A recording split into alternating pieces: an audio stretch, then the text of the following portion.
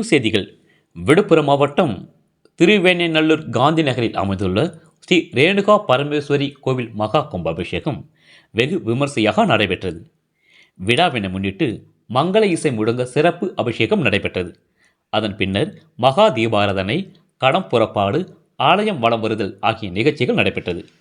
இதையடுத்து காலை 10 மணியளவில் ஸ்ரீ செல்வ கணபதி, ஸ்ரீ பாலசுப்பிரமணியர், ஸ்ரீ ரேணுகா பரமேஸ்வரி ஆகிய கோவில்களில் கலசத்தில் பூஜிக்கப்பட்ட புனித நீர் ஊற்றி மகா கும்பாபிஷேகம் வெகு விமர்சையாக நடைபெற்றது.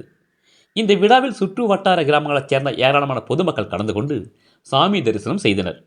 விழாவில் கலந்து கொண்ட அனைவருக்கும் அன்னதானம் வழங்கப்பட்டது. விழா ஏற்பாடுகளை ஊர் முக்கியஸ்தர்கள், ஊர் நாட்டாண்மைகள் மற்றும் ஊர் பொதுமக்கள் செய்திருந்தனர். ரேகிஸ் தமிழ் செய்திக்காக திருவேனைநல்லூர் தாலுகா செய்தியாளர் பா. வெற்றிவேல். செய்திகளை உடனுக்குடன் தெரிந்து கொள்ள ரேடியோஸ் தமிழ் சேனலை சப்ஸ்கிரைப் செய்யவும்.